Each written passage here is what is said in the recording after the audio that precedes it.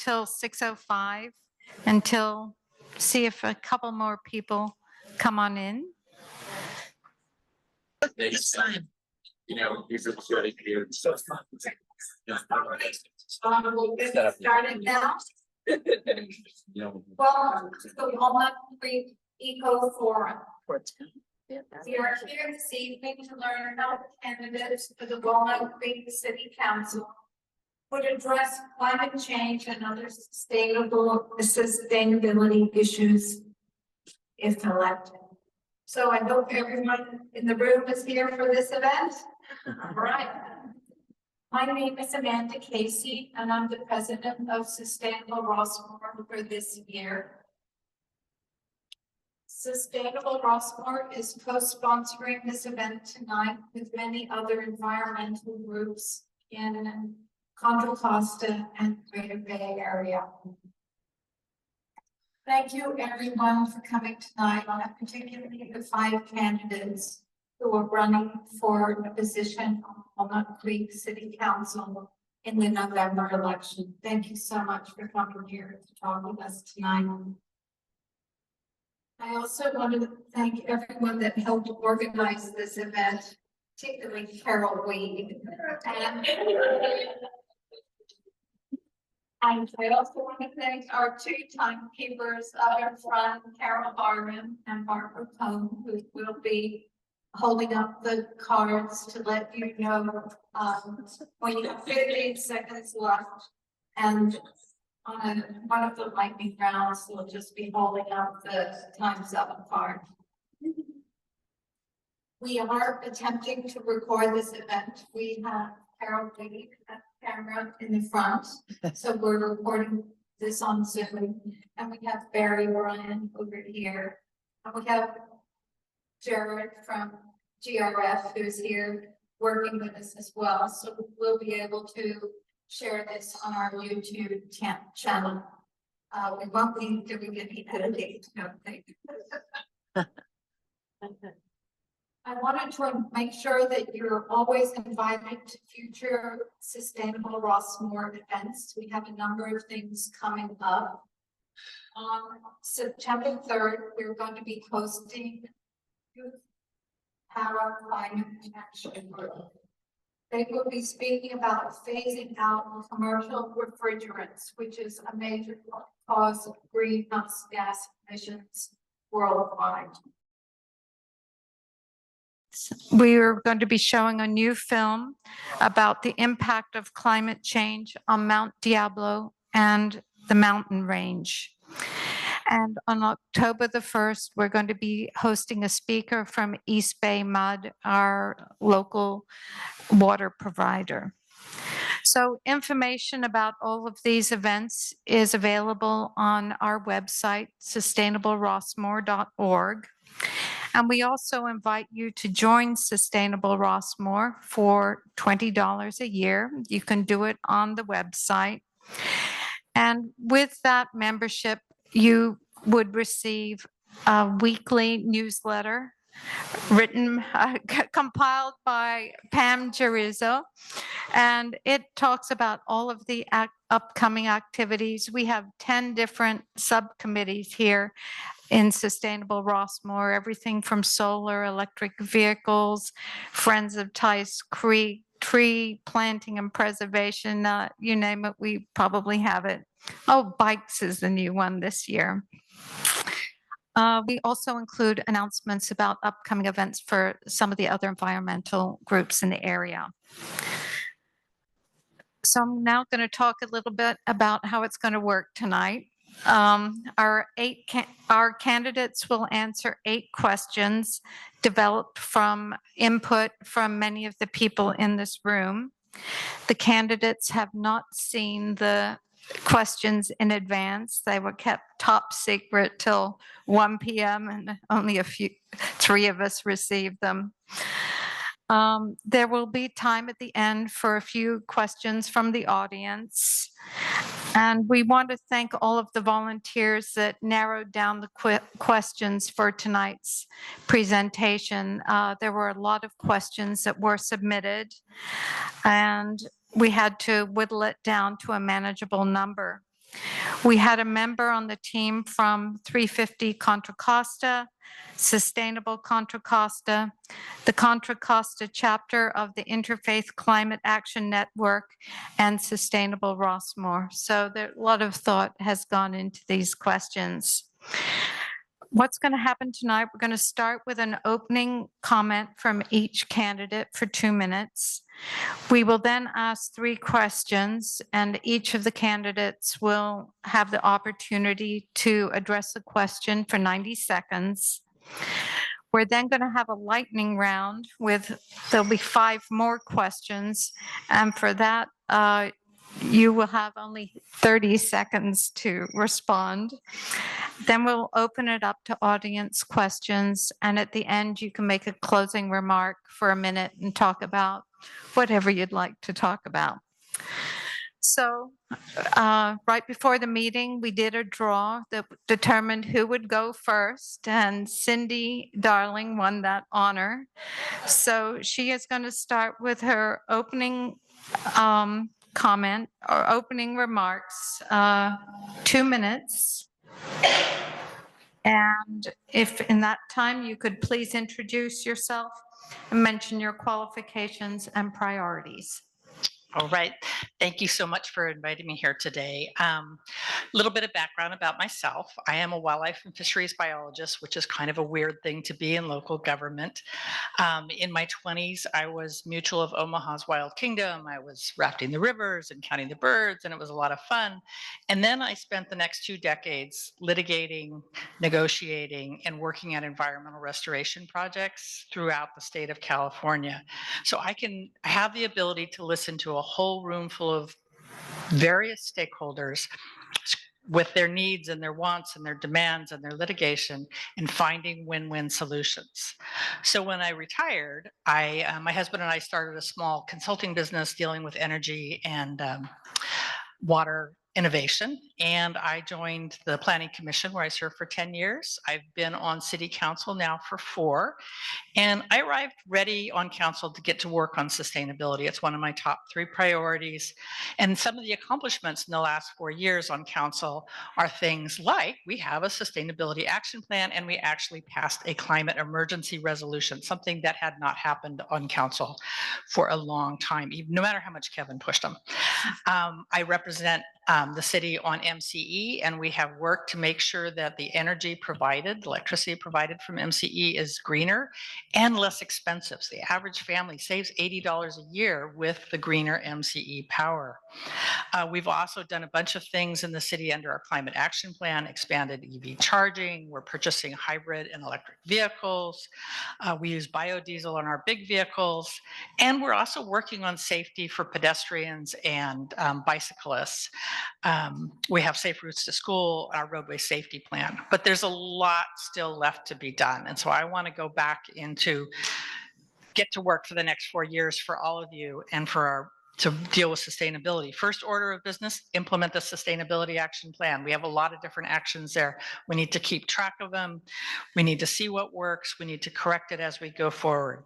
Second is new technology. There is a tremendous amount of technology in the climate space, carbon sequestration, bioenergy, battery storage. There's a lot going on in that field that will help us do a much better job on our sustainability action plan. And so we can harness the new technology and speed up our progress. And then lastly is we need to integrate sustainability into everything we do in the city. And we have we're going to begin working on our general plan. For those of you who don't know general plans, they are the Bible for the city. This is how the city is going to grow and develop. And I think this will be a good time to take our watershed management plans, our sustainability action plan, and a lot of the other work to integrate it deep into the bones of our city. So that's one of the things I'm really looking forward to. Really looking forward to another 4 years working on keeping Walnut Creek the green, vital place that we are. And now we should be at 2 minutes, but they're working on it. Okay. Thank you, guys. All right. Craig, please go ahead and introduce yourself.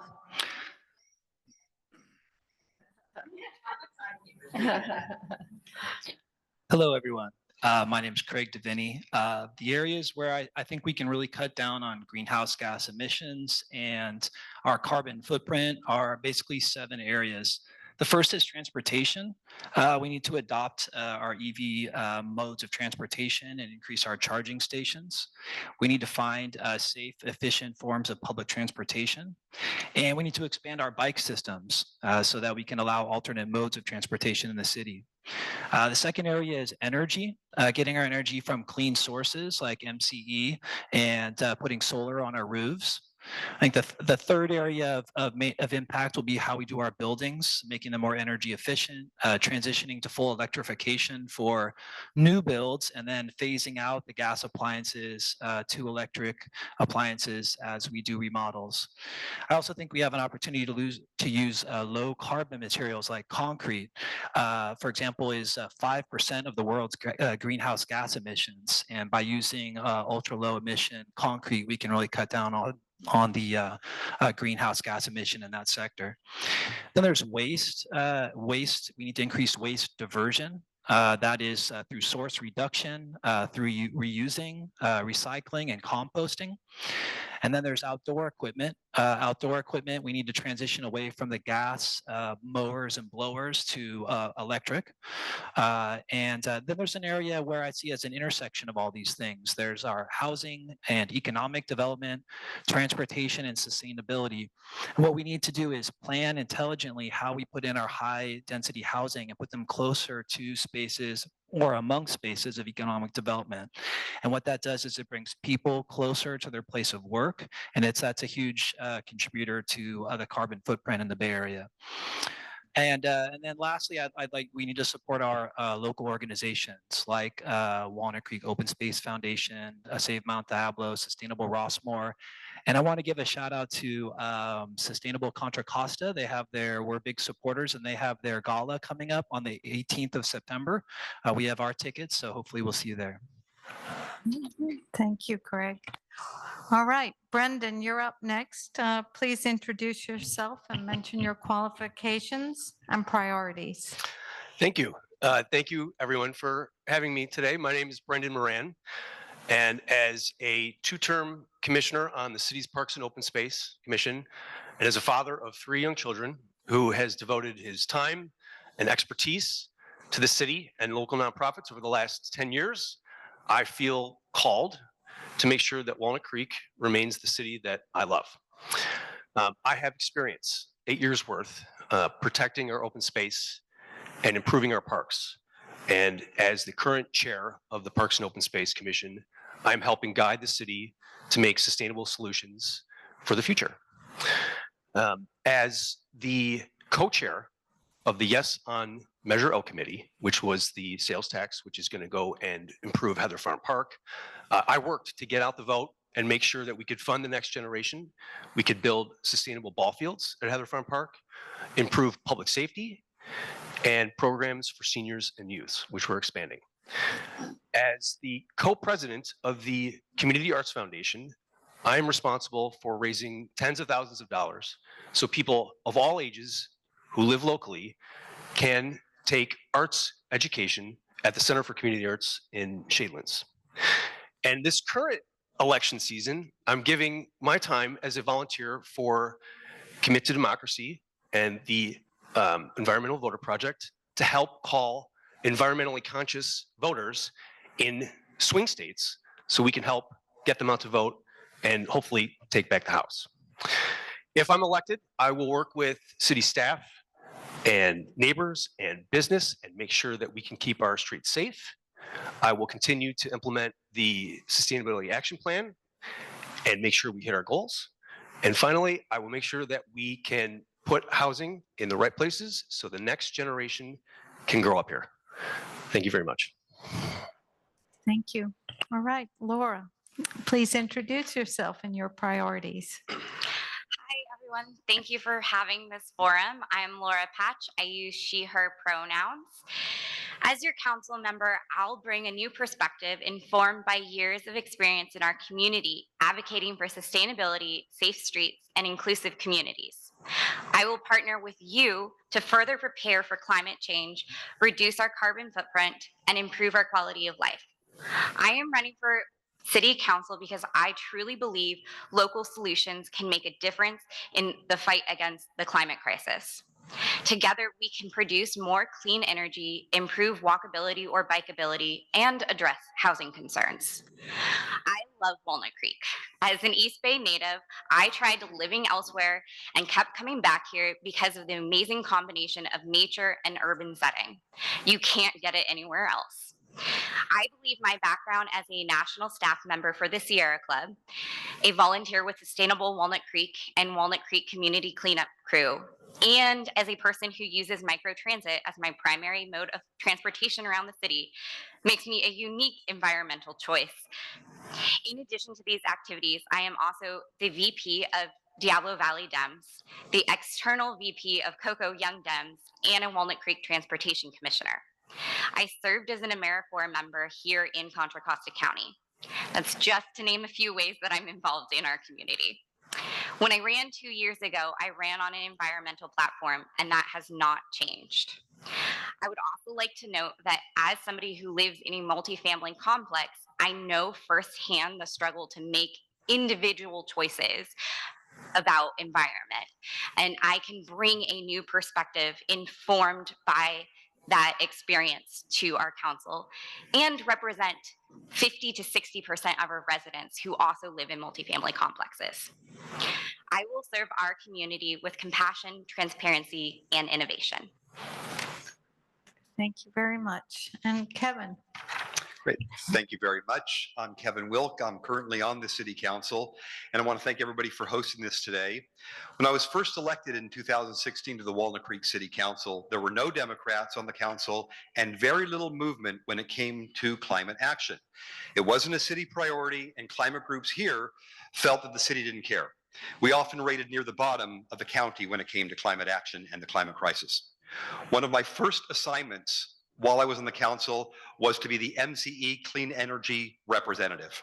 I saw how little Walnut Creek was doing. Though we had made some strides in the right direction, it wasn't enough. One of the first things I did was make the motion to have all city-owned buildings be run on 100% deep green clean energy.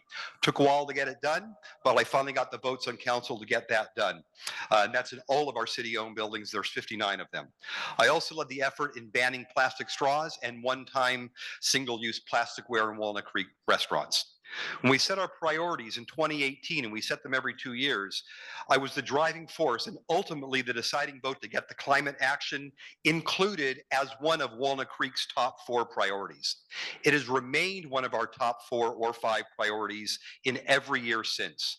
And along with that came our mobility plan to encourage people to walk and to bike more. I then applied to the statewide Environmental Quality Policy Committee for the California League of Cities, and we approved was approved for one of the committee seats on there, where we worked to lobby Sacramento on some of the most important issues in the climate crisis, things like water conservation, recycling, reducing plastic waste, electrification, PG&E undergrounding, and those kind of things. I've been on the committee for 6 years, and when I was mayor, I was participating in the Sustainable Contra Costa Mayor's Challenge. We've now taken a leading role in the county in combating climate change, and last year we updated our Sustainability Action Plan for 2030, adopting a climate action resolution. We'll talk more about this, but I look forward to our midterm, near-term, and long-term solutions. Thank you, everyone, for your introductions. Now we're going to work on some questions, and we're going to be starting with Craig first. You will have 90 seconds to address this question, and please note the timekeepers. I think you see them there, and then we're going to rotate again down the row. So here's the first question. Transportation is the #1 source of greenhouse gas emissions in Walnut Creek and Contra Costa County. What can Walnut Creek do to encourage the installation of EV chargers in condos, apartments, and rental buildings? All right. Yes, yeah, transportation I think is by far the biggest greenhouse gas emitter.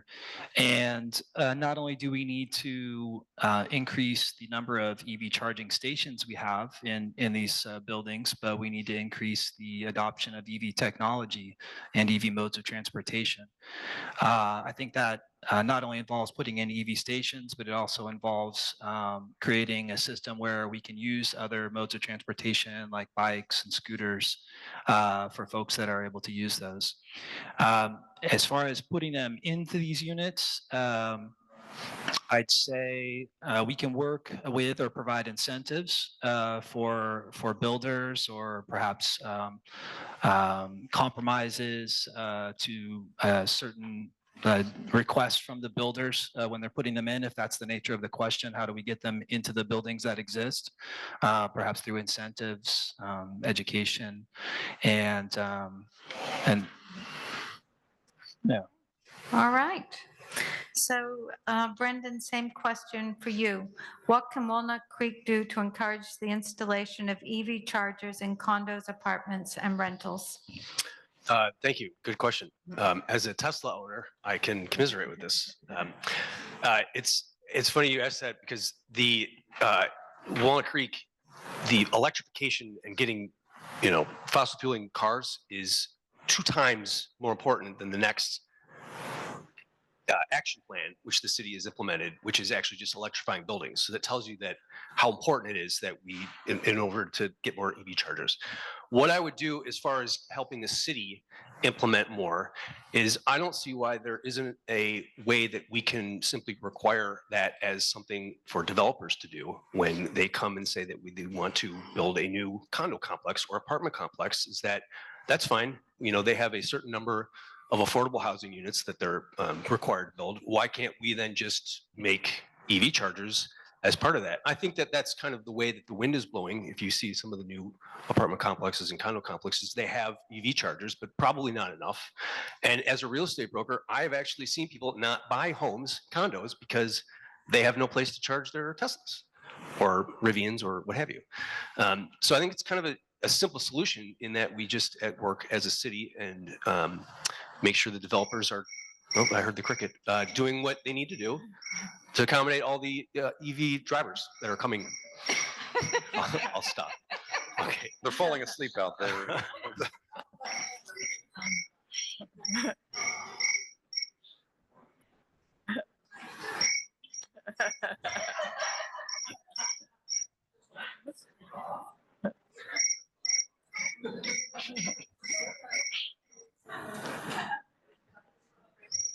It's very nice. Mine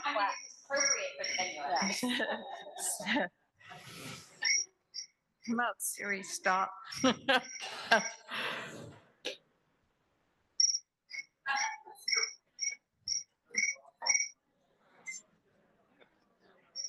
let's get our young one up here.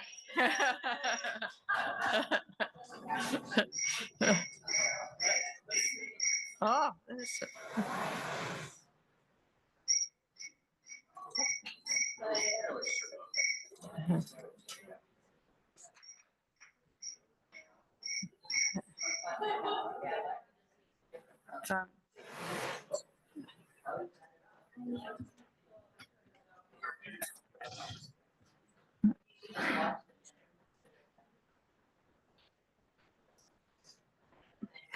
Right, let's let the next speaker go, and maybe Dave, you can give a signal as well. All right, Laura, what can Walnut Creek do to encourage the installation of EV chargers in condos, apartments, and rentals? So I love this question because it is actually very personal to me. I currently drive a 2008 car, mostly because I can't have an EV because I have no place to charge it. And I have looked into an installation in my location, and it's cost prohibitive. My car actually died on Thursday coming here to the Towns of Rossmoor Forum because it's that old. So For me, it is about making sure we don't forget existing buildings. I do believe we can provide incentives and prioritize plans for new buildings that include EV chargers. But a lot of our complexes that already exist, that is pretty hard to do, whether it's the renters or homeowners.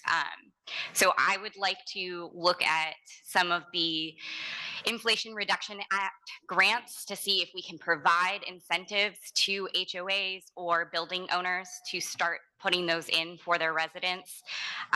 Contra Costa County actually offers a specific plan to help people with those kind of transitional costs. But I don't think they do a great job with outreach. And if we want our city to kind of address that, we can be part of the outreach and inform our citizens that they have access to that. Finally, I will say, I thought you said 5. Finally, I will say that EVs actually aren't the solution. It is getting people out of private vehicles that will most likely address the issues around transportation costs. So we need better biking. We need better walking. We need better buses. We need BART that runs and is safe. Thank you. All right, Kevin. So multi-mobility is absolutely the answer. Making sure that there are ways that people can bike safely, walk safely, and that building is near major public transit. We don't have enough funding for public transportation. I sit on the board of the County Connection, and I would be remiss in saying, if I didn't mention that we have the only 2 electric bus routes in the entire County Connection bus system. That's our Route 4, the free shuttle downtown, and the Route 5. These are made very determinably to ensure that County Connection is all moving to zero emission buses. And that's my commitment on there as well. When it comes to Walnut Creek, this is actually part of our sustainable action plan. We are moving in this direction. We are requiring new developments to have EV capable and EV ready chargers at new developments. Laura brings up a good point. We have to make sure that the existing buildings also have the ability to be able to have charging at that point. And grants is an important fact in this. We need to get grants from state, from federal, and we happily have our Congress members, state assembly, and state senators who are absolutely committed to this as well. We have a team in Walnut Creek dedicated to ensuring that we are applying for all this kind of grant funding, and that's what's going to make a difference. That we are actually ahead of the state metric of what we need to do to have EV charging. We're ahead of that. We still have a long way to go. Okay, finally, Cindy. Thank you. I think everybody's brought up a lot of good ideas. I like to think of the EV question as part of a bigger transportation question, as Laura said, but it's a key thing because there's a lot of places you can't get right now in our city with public transportation. So dealing with the EV side, there's a couple different aspects to it. One is making sure chargers are available. We have adopted a REACH code that requires chargers in new construction. It is the existing construction that's the problem. You end up having to have jackhammers in garages to dig up concrete, and it gets really expensive. MCE does have programs to go in and put car chargers into affordable housing developments as part of their complete electrification of those facilities. We've recognized some of our nonprofit partners for doing that. One of the other things that MCE is looking at is we have focused for a long time on getting a higher level charger. Sometimes all you need is a lower level charger because people are parked all night. And so we're looking at that as a less expensive option as we push things forward. Keeping chargers working, only 1 in 4 chargers available to the public is working right now. We need to work on that. And then we need to make, especially for our lower income citizens, a lot of these rebates and things like that don't work for them because they can't put the money out of pocket. So MCE has piloted a project where if you go in to buy an electric vehicle at a dealer, you can get a rebate from MCE at the time you buy. You don't have to wait. So there's lots of different ways we can work on that part of the equation.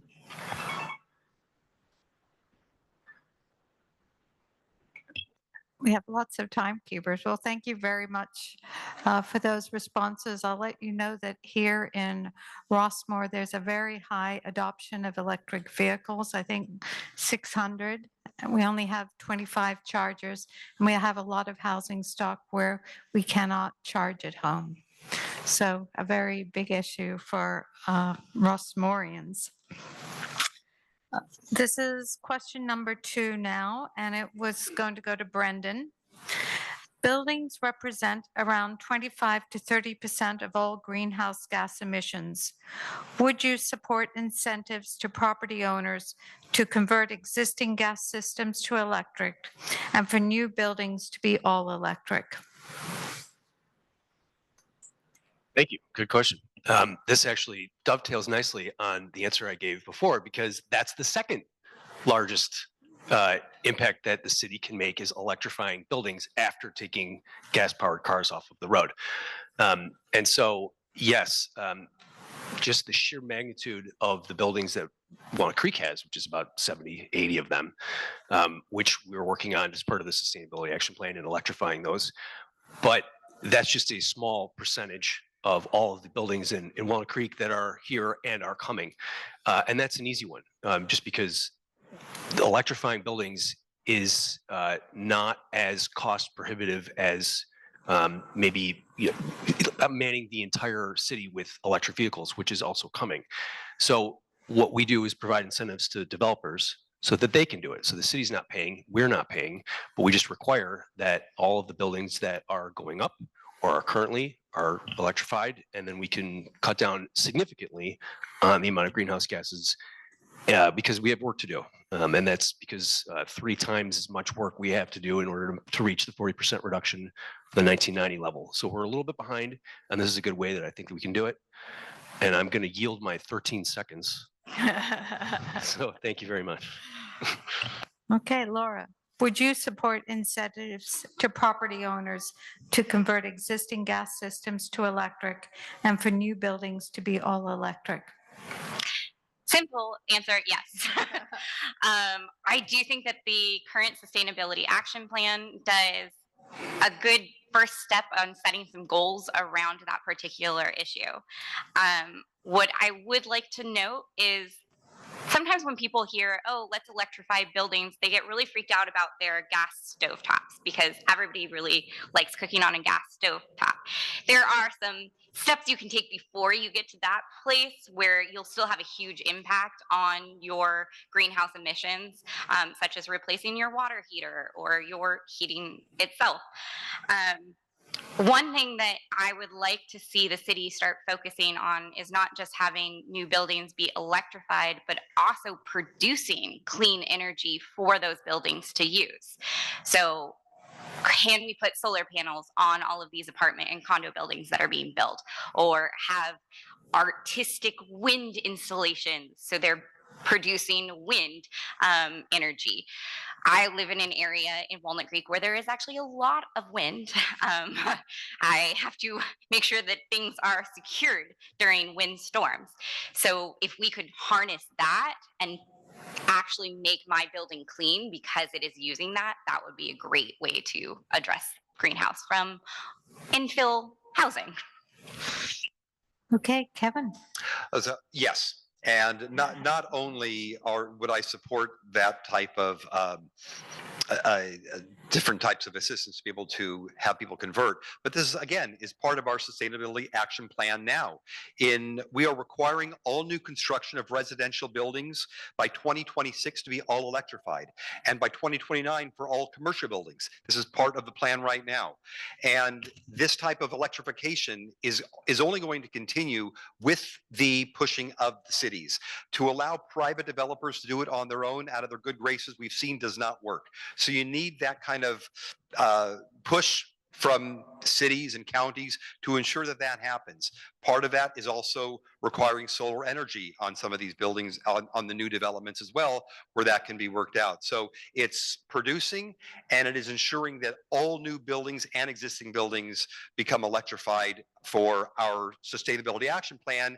In the long term, by the early 2030s, it should be for the most part complete. Okay. Cindy. Okay.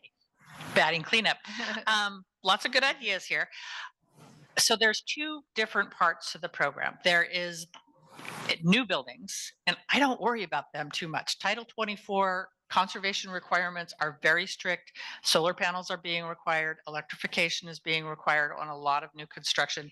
It's the existing buildings that are the problem. And so what we've got in our sustainability action plan is a mix of carrots and sticks.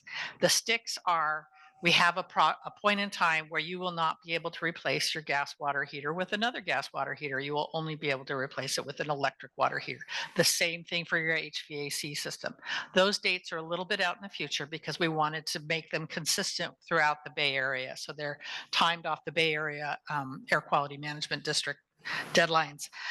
So what do we do with the existing houses in the meantime, whose water heaters are still working and whose HVAC systems are still working and we're not requiring them to change them out? Well, that's where the carrots come in. So MCE has a rebate finder. You can go in and put in your address and it will tell you all the different programs from the Inflation Reduction Act, BayREN, MCE, everybody that has a rebate, and you can find out how many rebates you can get. We just got our system completely redone and we got a couple $1,000s back. And then there's the challenges. Some of the houses have gas water heaters and it dies in the middle of the night and you're like, oh my God, I don't have time to figure out how to do an electric one. So MCE is trying to put in place a program where we can loan somebody a gas one till the electric comes in. Sorry, I had to get the last part in. Okay, Craig. Yeah, so energy efficiency, efficient building is a major area where we can reduce greenhouse gases and reduce our carbon footprint. It has to do with transitioning to electric, right, with our from our gas appliances, and I would be in favor of providing incentives for folks to do that. And then, of course, new building, like we've been talking about. And yes, on the Sustainable Action Plan, there's 2026 for all new building residential and 29 for commercial. I also think there's an opportunity, as I mentioned in my intro, to use low carbon materials, such as low carbon concrete. And there's other ways we can make the buildings efficient, and some of that has to do with insulation and other areas where we can maximize the efficiency of our buildings. So what's my last point? So I would be in favor of those things. Yes. Thank you. Thank you very much. All right. So Laura's the next one. Okay, this is another question where you get 90 seconds to respond. Walnut Creek is falling short of building the 5,800 new homes promised by 2031 in its housing element. What's your plan for Walnut Creek to speed up meeting this goal?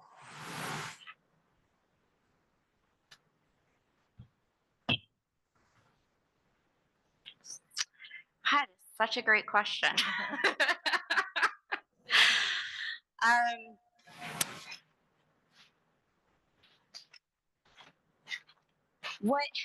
One of the things that I have noticed is that the city council and the planning commission have actually approved a fair amount of areas for new housing, high density housing at that.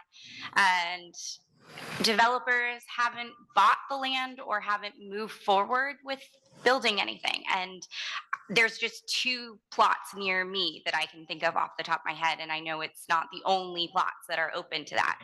So while I don't have a specific plan on addressing that, I would like to work with city staff to figure out what it is that's causing developers to pause when we've already taken the action to make sure that they can build infill housing and high density housing. Because there has to be incentives or something that we can do to make that process go faster. I'm also aware that sometimes the permitting process is tedious and long and can prevent it from going up quickly. So I'd like to see what we're doing as a city to prevent that from being speedy.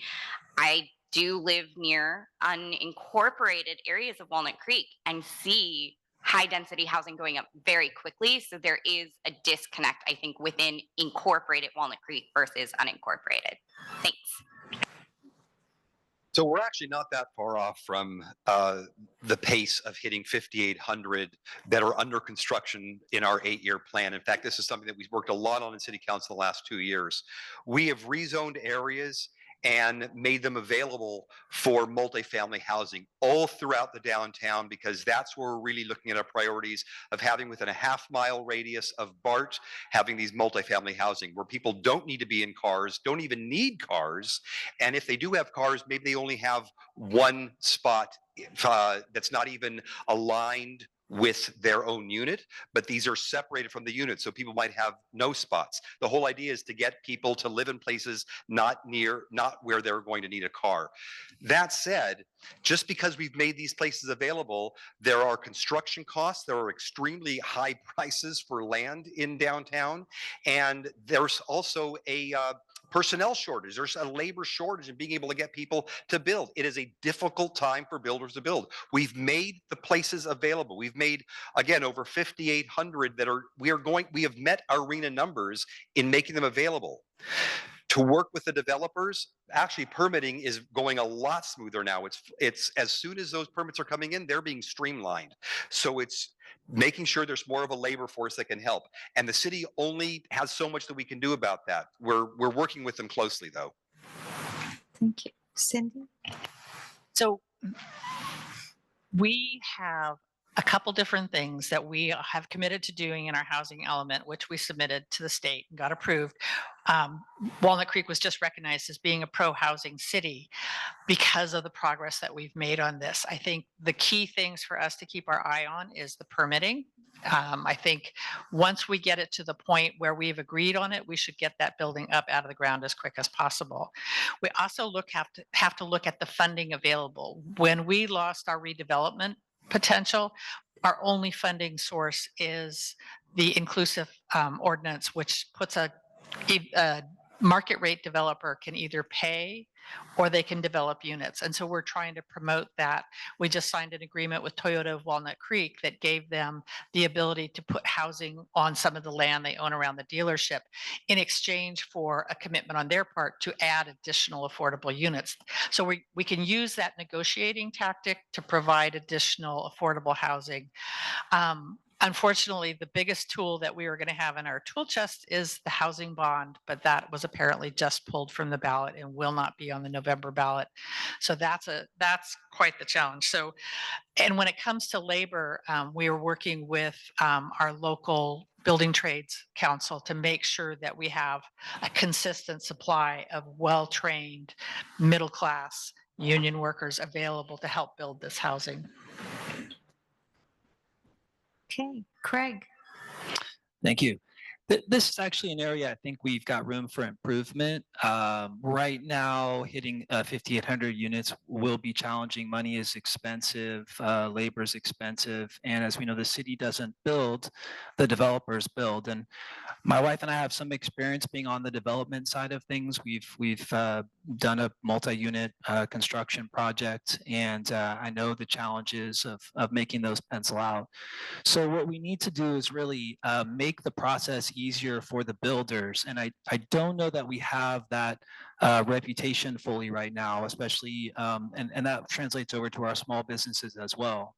It's taking the average business downtown almost 2 years to open, and that's putting a lot of them close to out of business by the time they open. So if we want to attract businesses to the community, if we want to be able to build the 5,800 units that we need to build, we need to make that process for them easier, and we need to be seen as an area that's very attractive to build in. Okay, thank you. Brendan.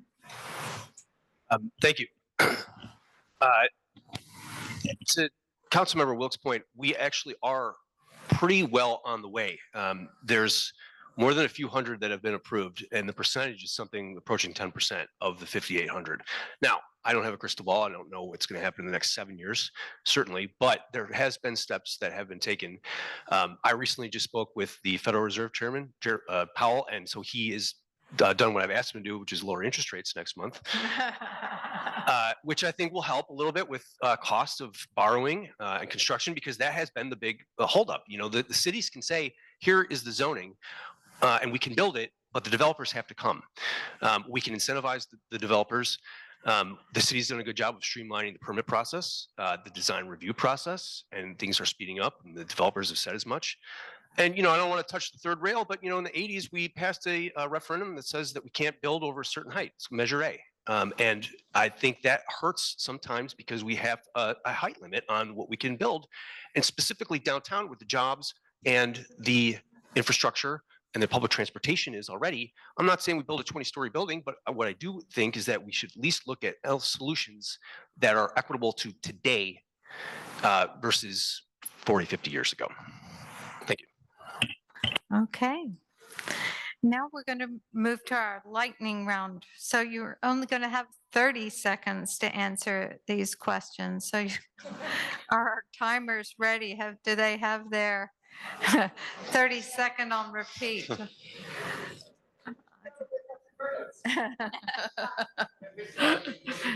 All right. How about Dave, you just look at your watch.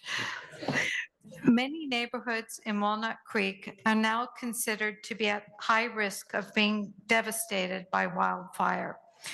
What steps should the city take to reduce the risk and protect our residents and our homes? Well, Kevin.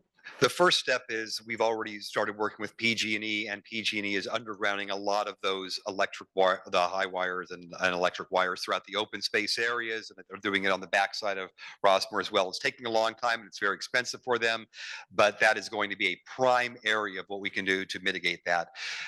Working with Contra Costa Fire here, we are very closely in connection with them on our CERT and working through communities like Rossmoor in the areas that border on the open space to ensure that there's all the fire mitigation and the cutting down of brush there.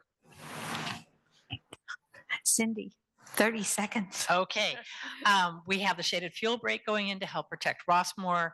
We have the undergrounding that's gone on. We also have an insurance crisis going on, and we need to start working with our homeowners so that they understand about defensible space. My husband and I have a property up in Plumas County that has almost burned up 1 million times. So we understand all about it, but we need to help that. And I want to work with our partners up in Clayton. They are starting a Firewise community program up there, and I think that might not be a bad idea for us. Craig. Yeah, so undergrounding wires is a big one. We've seen a lot of fires started from PG&E wires. Fire mitigation services like clearing brush away from buildings and having fire lines to protect. And then the other issue, which is more of a global issue, is just cutting down on our carbon emissions so that we can try to slow down or reverse the process that we've started in place. Thank you. Brendan. Well, first of all, I think that CERT and Rossmoor Emergency Preparedness has done a nice job, but certainly you guys are in a very, very dangerous situation right now.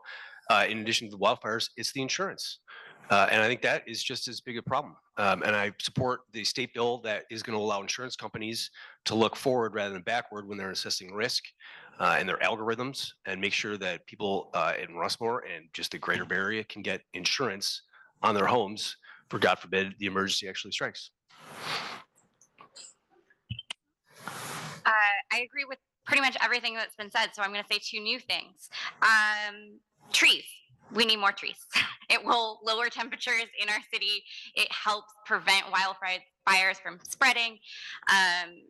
So plant more trees. The other thing is for the brush and clearing that way. I remember when I was a kid, we relied on goat herds a lot to actually eat the grass, and that's a great solution for some of our open spaces. Okay.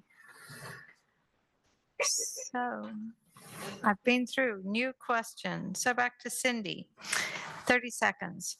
Walnut Creek is losing some of its ability to sequester carbon naturally. It's losing more trees than it's gaining. Individual tree removal permits do not require another tree to be added anywhere. What can be done to speed up the greening of Walnut Creek? So the tree removal permit process actually does require many of the permittees to replace their their tree or to pay into the city fund, and the city uses that money to help replace the trees. I think of tree management in two parts. There's the urban landscape, and there we do have to occasionally take trees out because they've lifted sidewalks or they are presenting a fire hazard. I would really like to focus our carbon sequestration efforts up in the open space where you can also get ecological benefits from it, that and trees that last a longer time. And I'm out now. Those are the two big ones. One is replanting the trees, and then the other is paying some type of carbon sequestration fee to the city that can be used for planting more trees or offsetting carbon in other ways. I can tell you, having planted about 6 blue oaks and 3 valley oaks in our backyard, they actually grow really well and grow fairly quickly. So I think those tree planting efforts should be successful. Okay, Brendan. Good, am I on? I support the adoption of more urban forestry. Right now, the city has as was said, a 1-for-1. If a tree comes out, another tree can come back in. It helps with stormwater mitigation, heat, air quality. Recently, the city, as I'm told, has applied for a federal grant in order to have an urban forestry program that's a little more robust. But that's the easiest way that we can do it, is have a system where one tree comes out, one tree goes in. The city's doing a good job of that, and I support it. 30 seconds isn't enough time for me to talk about trees. Trees are awesome. So if you want to talk to me, please come up afterwards and we'll talk trees. I don't actually think the one replacement is the best solution, because taking out mature trees releases carbon dioxide. New trees don't capture as much. It's a problem. So yes, do it, but try to prevent the trees from coming out in the first place if you can. Additionally, I think Walnut Creek should be a tree city.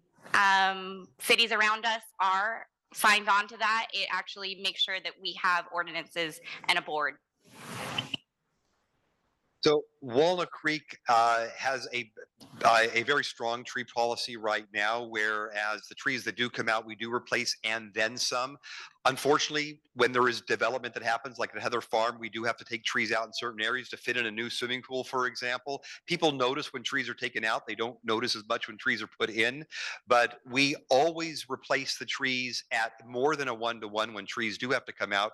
We never want to take out mature trees. Sometimes it just can't be helped, but they are then replaced. But the open space is a place that we can plant more trees, larger trees that have a longer lifespan, and help the ecology around them. So those are the two areas that really we're investing in. Okay. So It's back to me. back to you. And 30 seconds. In addition to noise pollution, gas-powered leaf blowers are known to be a significant health hazard, emitting significant quantities of particulates, toxins, and carcinogens. Gas leaf blowers are banned in many California communities, including in the city of Lafayette.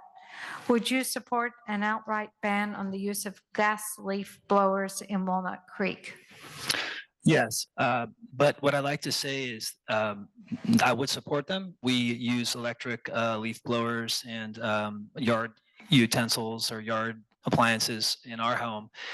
But I also think we need to be sensitive about how we do it. I know, having friends that their primary form of income is as a landscaper, that it's not easy for them to expend thousands of dollars to replace the equipment. So I'm fully in support of transitioning out of our gas to electric, but I also think we need to provide funding for those folks who provide those services. Brendan.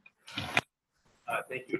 Thank you. Yes, I also support transitioning to electric because I like taking naps. And sometimes the gas leaf blowers don't support that. But I believe the city actually is phasing it out over the next few years. And in fact, there's a deadline on that. I know Lafayette has done the same thing, but as my understanding, when the city council members can prove me wrong, the Walnut Creek does have a plan to phase them out in the next 2 years. So yes, and if there is some sort of mitigation we need to do with people whose livelihoods depend on it, then we can offer them training. If there's something we can do to help with the costs, I think it's worth it because it'll pay off over time. Gotcha. Thank you. Laura. That That is correct. The Sustainability Action Plan does ban gas leaf blowers by 2026. Where I think we still need to work on is other small off-road engines, whether it's gas-powered lawnmowers, chainsaws, golf carts, other engines that you don't see on the road that are still powered by gas. Kevin. Thank you. Thank you for saying that, Laura. Yes, the Sustainability Action Plan does have gas-powered leaf blowers phased out by 2026. That was a big part of what Cindy and I both worked on to ensure that that happened. I was proud to see it done. We went in coordination with the state banning the sale of leaf blowers, and we wanted to make sure that we were not being insensitive to lower socioeconomic statuses of landscapers. We've already been phasing out all of the city-owned leaf blowers that are now electric, and the community ones will be banned by 2026. So yes. Yeah, so they've covered it. We have banned them. It is not banned right now. We are working towards it. The city has an active program where they're working to demo different landscaping equipment. And we do have other actions in our sustainability action plan to phase out the types of engines that produce the pollution that Laura was talking about. This is another area where the technology is going leaps and bounds. We have an electric blower up at the cabin that is just the bomb.com. Okay, question number 7, and this one's for Brendan. Implementing the city's climate emergency resolution relies on implementing the 2023 Sustainability Action Plan. Progress seems slow, ignoring the word emergency. What can the council do to speed up progress? Thank you. Thank you. Well, I think more than anything else, what the job of the city council is to keep people accountable. We can shout from the rooftops all we want and have plans. There's 6 different sections. There's like 100 and some odd things to do. However, if we don't hold people accountable, we don't hold developers accountable, people, the city staff, friends and neighbors, and make sure that the developers are doing what they're supposed to do, people like you and me and our neighbors, and make sure that we are actually following through with what we need to do, then it's all for naught. And so I would put it from the city council down to the rest of the community as to hold the bag. Thank you. So I agree that there's some slow progress when the city was considering the Sustainability Action Plan. Some of the comments I gave during public comment period were about the timelines. That being said, the city has hired people who are specifically addressing the Sustainability Action Plan and implementing those changes. So I think right now is time for community organizations like Sustainable Rossmoor and Sustainable Walnut Creek to meet with that staff member and see how they can actually work with the community to implement it. Yeah, when we updated the Sustainable Action Plan for 2030, we did include the climate emergency resolution in there.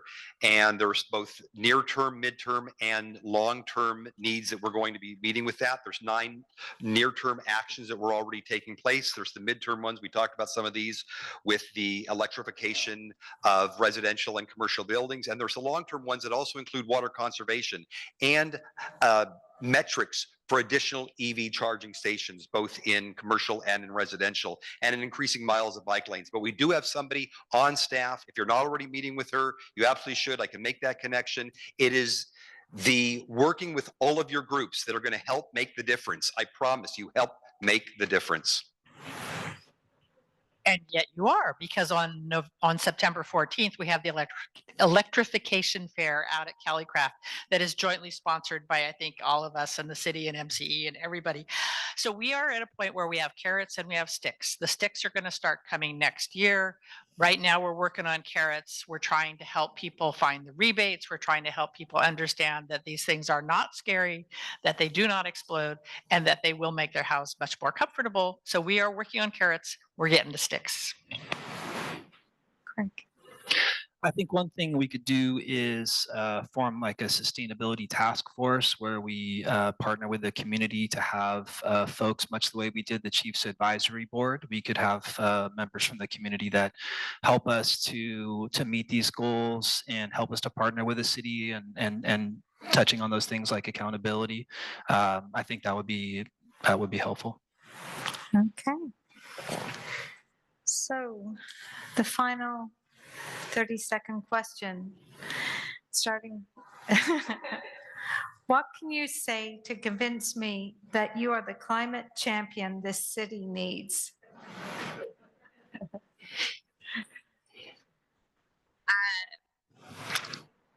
have cared about the environment since I was a kid. I was one of those weird children that after Halloween went and picked up my neighborhood with all of the litter that was left behind after Halloween. My primary job is working for the Sierra Club as an environmental activist. I am running for city council to bring that perspective to our city and make a change here. Well, I guess the proof's in the pudding. I talked the talk 8 years ago, and I think that we've proven that Walnut Creek has gone from one of the last in the county when it comes to climate action during a climate crisis to one of the leaders. It's due to the consistent pushing and the involvement that I've been with, whether it's been with MCE or my colleagues, or even though I was the minority vote in council and still are in many cases, working to find the common ground and collaborate. That's what got us clean energy, 100% clean energy in all of our city-owned buildings. It's what got us to be able to become a leader in the county and be part of the mayor's climate competition. We're the only city participating in MCE strategic energy. Thank you, Kevin. Well, Cindy. 8 years. I mean, that's it's a lot of info. We love Kevin. He's got so much energy, doesn't he? Yeah. It's what I've been doing my whole life. It's my whole life. It was back in the original Earth Day, long before Laura was a shine in her parents' eyes. We were running the recycling center in Stockton. It's what I care about. It's what I believe in. And it's what I want to do to leave a healthier world to my soon-to-be grandchildren, hopefully, if my kids are. Craig. Yeah, I mean, I believe this is the challenge of our times, and we've got 8 billion people on this planet, and how do we all live together? And I look at my kids who are here with me tonight, and I think, what kind of world are we going to leave to them? And I know we've done it at our house. We've done, converting things over to electric and getting rid of our gas and putting in drip. And I drive an electric car, and so I want to bring that to the city. It's the issue of our day. All right. Brendan. Thank you. I can be the climate champion because I have the experience. I've been doing this for 8 years on the Parks and Open Space Commission. I've been protecting the open space. I've been improving the parks. I've been helping the city guide to make sustainable decisions. I have the experience. I'm a pragmatic problem solver. I also have 3 young kids, so it's not just about me. It's about them and their children. And I want to make the world a better place for them. Thank you. All right. Well, that brings us to the end of our lightning round. We're now going to take some questions from the audience. What we're going to ask is that when you frame the question, make sure that it is such that all of the candidates are going to have the opportunity to answer. And I think we said that was going to be for a minute. Yeah, okay. Go on ahead. Mike. Oh, there's Mike, okay. Okay. I think we'll just keep going down the row. Like, trees, glorious trees. They're a problem also. And I think this is something both Kevin and Cindy touched upon, but we're very involved in planting trees here in Rossmoor, and are just going to we had one big effort that was sabotaged by COVID, and we're starting another big effort. But there's so many complications, not just where to plant them. So just take chop a tree down and replace a tree is oversimplified. It's the kind of tree, is it appropriate where it's being put? It's, do we really want a tree that close? We have to think of the fire hazards. Is it going to upset the future views of people? There's so many issues as to where and what kind of tree needs to be placed. The other part of that, and this is the fire hazard part, is there's so many different criteria from different hazard assessments in different groups as to where they should be placed. Some say 7 feet, some say 10 feet from a building, how high they should be, where the canopy should stop, what should be underneath them, what should not be underneath them. And I don't know how much thought any of you have given to that, but it is a complex issue. We want more trees, but it's not as simple as just planting more trees. Who'd like to start? Kevin? Go. I'm not sure what the question was exactly. Yeah, but- exactly. But I agree, we do want more trees. And at City Council, you set policy. And so the policy is that the staff then works with the community to understand where trees are planted, what type, how far back, where they can do the most good. And so the policy that we set is one that does need to be replaced if removed, but that staff is really the one that then works with the community to ensure that. So we're not out there actually determining which tree goes where, but we do have that overall policy. And I agree with you. We do encourage as many trees as possible. Cindy? The issue of habitat restoration and how you place trees and different features is something that I've worked on for a long time. It is complex, especially if you're trying to create environmental benefits for different species. And so that's where we work in the open space. We have professionals that are working on that. In that context, we also have places like Ruth Bancroft. We have a demonstration garden at Sugarloaf, other places that people can go and learn about it so that they can do a better job in their own yard. So. All right. Yeah, I'm a big proponent of planting more trees too. I would say that my experience in our yard, we have a large yard and we've planted easily 40 trees in the backyard. And I can tell you the ones that do well are the ones that live here on their own.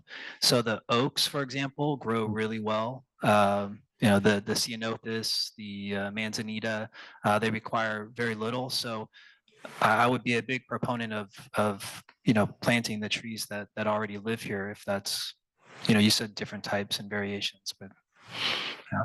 Brendan? What kind of trees would you like? Let's start there. All kinds of trees. Let me write that down. Right. No, I get it. The standards of that. Yeah. Well, to Councilmember Wilk's point, with so many trees that we're expected to plant and having that be part of the Sustainability Action Plan, there has to be standards, and there cannot be just I think I'll put it over here. So I support a rule as to where they go and where they should go and what kind of trees, but certainly open to community input, because that's what makes our community good and the air breathable. So yes, I also support trees. Laura? So we think your comments are part of why I want Walnut Creek to be a tree city. So to be a tree city, you have to have a tree board or department. You have to maintain a community tree ordinance and then spend at least $2 per capita on urban forestry.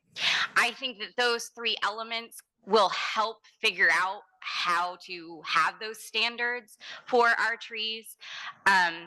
From a city council perspective, kind of towards the policy that Kevin was alluding to, I think that we need to focus a little bit more on where we're putting high density housing, especially around downtown.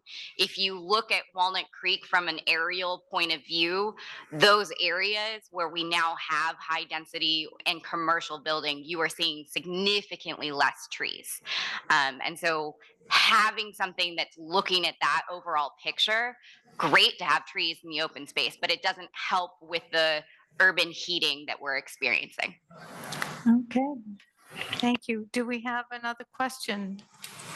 Adrian's gonna walk around. Hi. There are no cycle paths into or through downtown Walnut Creek, and there are also no places to recycle and get 5 cents back on cans.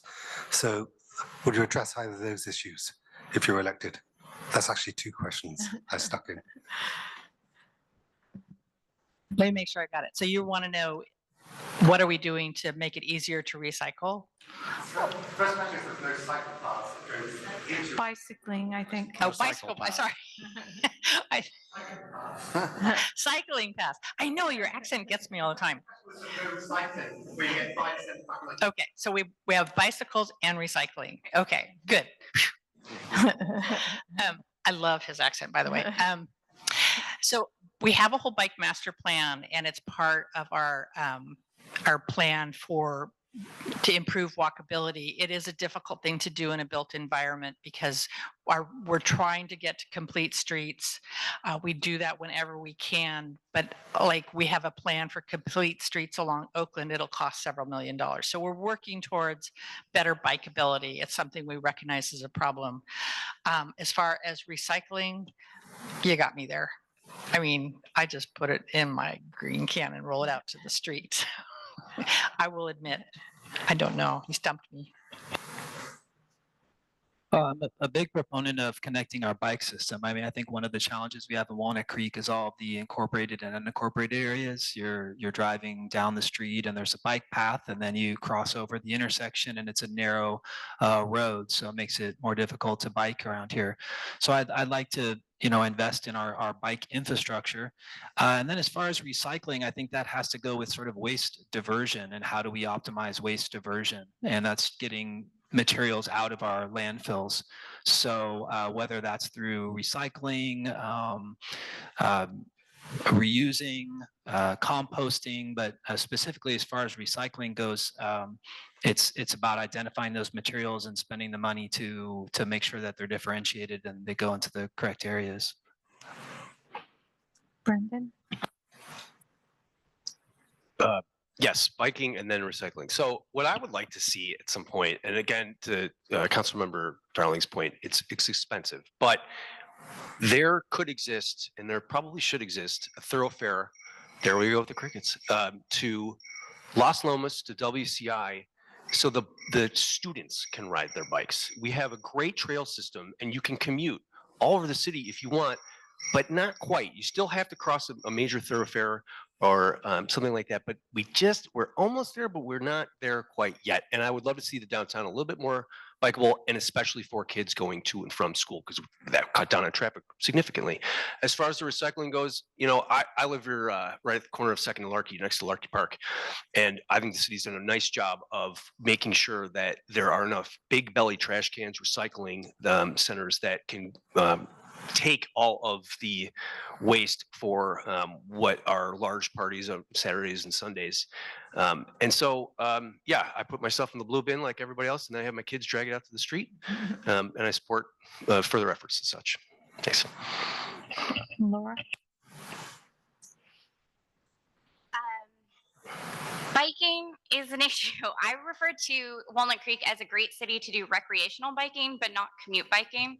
And that comes from the perspective of somebody who uses an electric scooter to get around. Because I've had several near accidents. I know we just had one recently on our streets.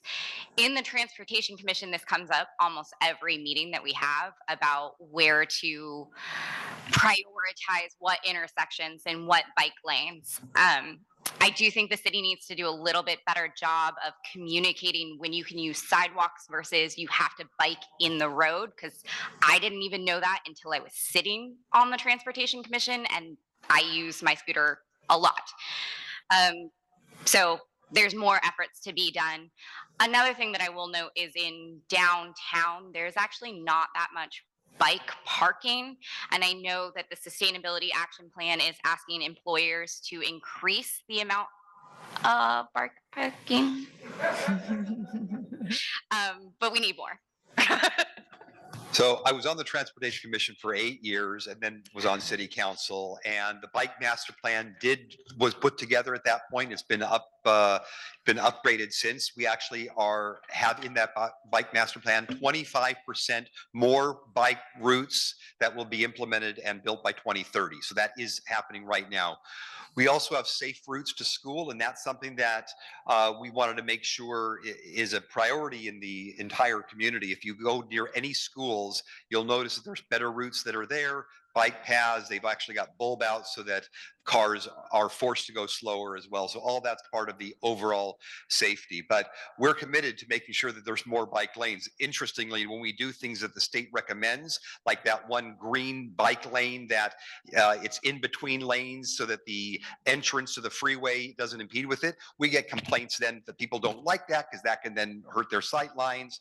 It's hard to bike in downtown area. Of course, scooters, Laura can probably attest to that because there's cars that are parking in and out. So there's a lot of challenges that we work with this, but we absolutely want to have more bikes. As for recycling, use the blue bin. That's the easiest, but we don't have a recycling center in Walnut Creek. All right, we have time for one more question. Adrian gets to choose. Well, with all of the questions that were asked of all of you on the panel, you hit several topics: fire, trees, walking safely in a neighborhood, exhaust from vehicles. I live off of Larkey Lane and at Alfred Avenue to the entrance to the East Bay water treatment plant. And I have a big concern about the vehicle traffic, none of which is electric. There may be some worker vehicles. Currently, we have 31,888 worker vehicle and truck trips per year. That's currently. During construction, pardon me, for this new phase that they're going to be developing over a 7-year period of time, those numbers will increase dramatically. And the post-project traffic is 35,688 total trips per year. So when we're talking about exhaust, we're talking about safety, we're talking about a 20-foot road where these tankers and these vehicles over 3 tons. So this particular project is going through its design phase now. It's been approved, so we're at the design phase. So my question to you would be, how could you help us during this design phase with working with East Bay Mud to lessen some of the impact that we're having on this very small neighborhood of Walnut Creek? Sure. Craig. I'll jump in. Okay. So I'm sorry. Craig, go ahead. Craig, Okay. go ahead, and then- Well, I want to start off saying that as far as the water issues, I think we missed a big opportunity for water reclamation instead of going the route of lowering the nitrogen content that's being dumped into the bay. So I think we missed an opportunity there. But as far as trying to mitigate the traffic and exhaust going in and out of those buildings, I guess it would depend on what portion of those are, say, city vehicles. We could transition the city vehicles over time to lower emissions. They're all East Bay Mud, yeah. So I guess it's transitioning their vehicles to more EV conscious vehicles. Brendan? Thank you for your thorough question. I also live in that neighborhood and am impacted by the coming traffic increase. And I understand and I can commiserate with East Bay Mud not being necessarily responsive to some of the neighbors' concerns. What I would do as a city council member in order to help with the design phase of East Bay Mud is let's get a dialogue going. Because there shouldn't be. We can say as city council people, we don't have the power because it's East Bay Mud. What do you want us to do? But we live in that neighborhood. It's a city neighborhood. East Bay Mud's there. They're our neighbor. So there has to be some sort of dialogue we can have with East Bay Mud, in my opinion, to make sure that the neighborhood is satisfied and we don't have impacted trucks coming up and down every day when the kids are trying to ride their bikes on the streets with no sidewalks.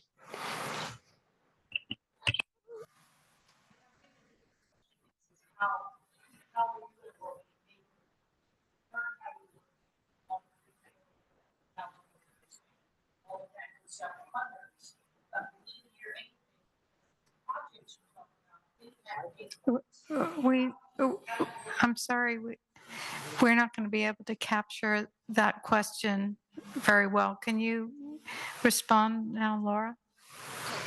Yeah. So I'm one of those people that I like to know more information before I really form an opinion. And I will acknowledge that I am less familiar with this project that you're referring to. From a high level perspective, what I would like to see is limiting the time frame in which those vehicles can come and go through your neighborhood, so they're not exposing people that live there to the carbon emissions when you're most likely out, or when kids are out walking to school, or so having hours which they can operate or drive on the streets, I think is a great step. But for me, I would need to meet with you and learn more about the issue before I really can take a stance. So it's been my understanding that city management, along with East Bay Mud, has been working and meeting with the residents. In fact, I was asked specifically that council not be included in one of the meetings because the management and staff really wanted to understand what the issues were with the residents and not have it become politicized. I understand that more discussion has to happen between all the parties, and I remain committed to be having that discussion and open communication, because that's the only way this is going to get to a point that is at least acceptable to the residents there. In Walnut Creek, these kind of issues tend to reside with the mayor and the mayor pro tem, and they then help, they essentially form their own subcommittee and then work with the city management and the rest of the council to help provide direction. I don't mean to put this onto the current mayor pro tem Darling, but this is how the city operates. You can't just have 5 different council members, and we can't work together because that would be a Brown Act violation. You can't have 5 different council members all meeting with residents. You need to have a subcommittee to get the discussions out, to have fruitful discussions with city management and East Bay Mud, and I support that. Yeah, as I understand the issue, it is working with East Bay Mud on their project. And it is a place where the city has relatively little control over another agency. So we have been using our powers of persuasion, working with the new East Bay Mud commissioner or board member that represents your area. I know we have her commitment that she will continue to listen and trying to find solutions. I know Clifford, the general manager, East Bay Mud. This is not the East Bay Mud I used to have to deal with 30 years ago, where you had to sue them into oblivion to get them to do anything. But be very clear about what it is that you want from them. Be very clear about what specific changes you're looking for from them. Is it because wishing the project would go away is not necessarily the best way to approach it. Think about what are your needs and what are your interests, and we will work with you to make sure that East Bay Mud is hearing those. All right. At this stage, we're going to have closing remarks from each of the candidates. You have 1 minute to talk about whatever you would like. So we'll start with Brendan. Thank you. And just thank you for everyone for showing up tonight and giving us the opportunity to tell us a little bit about ourselves and our platforms. Of the two, of the new candidates that are running, I'm the only one that's endorsed by 8 former mayors, the city council people that are not running, city commissioners, business leaders, nonprofit leaders, over 100 friends and neighbors, Assembly member Rebecca Bauer-Cahan, the Contra Costa Building and Trades Council, and the La Miranda Democratic Club. And they endorse me because they feel like I'm the most qualified candidate to help lead Walnut Creek into the future. I have experience on the Pros Commission, on the Community Arts Foundation. I helped pass Measure O. I'm a real estate broker, and I have 3 small children. And I look forward to helping you guys out for the next 4 years. Thank you very much.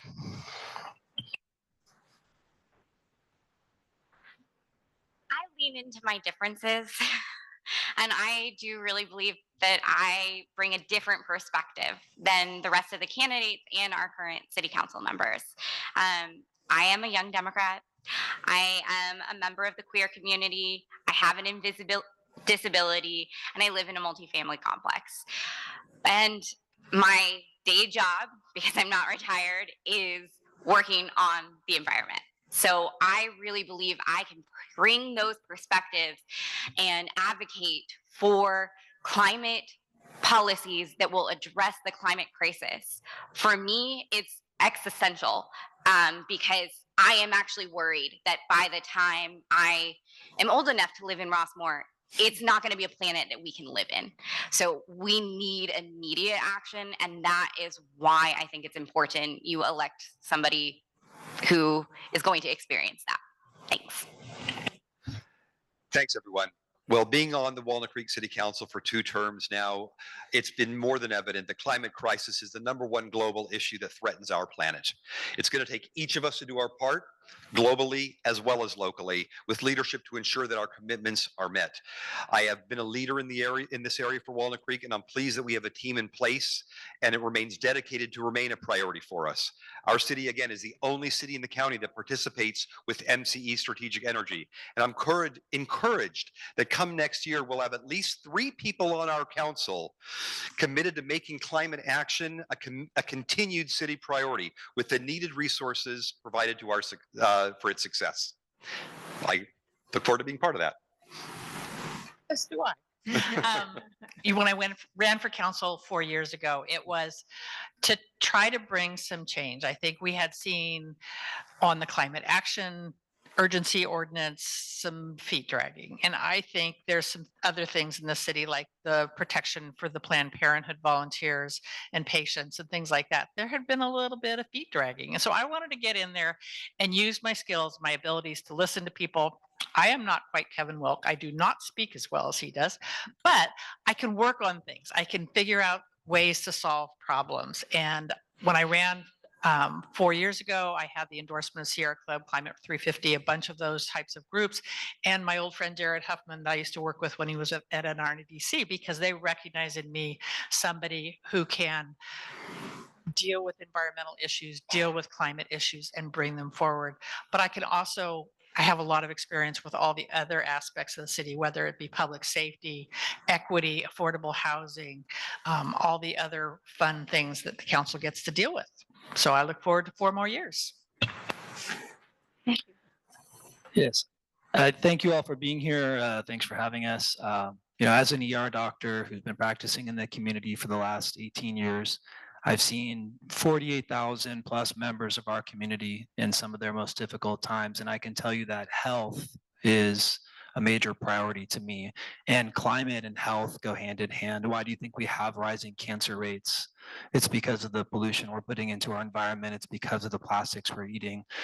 So this is the challenge of our time. I mean, this is the biggest obstacle we have before us as humans. And I have 3 kids coming into this world that I want to have a planet that's better than we have right now, cleaner, or at least heading in the right direction. So it's a huge priority to me. We've prioritized that at home. And that's why I too have over 200 endorsements from prominent leaders in our community, including the heads of Sustainable Contra Costa, Nature Walkers Club here in Rossmoor, and Living. And so this issue is very dear to me, and I look forward to championing it at the city level. Okay. Well, thank you everyone for making this a fun yet very serious event. Ballots will be arriving around October the 9th, but before that, you will be receiving 2 voters' guides, one from the state and one from the county.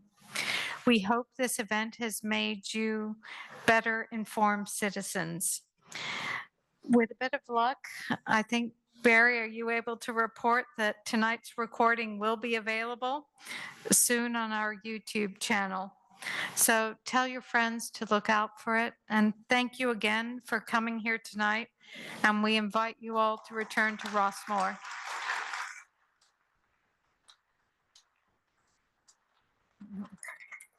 Thank you.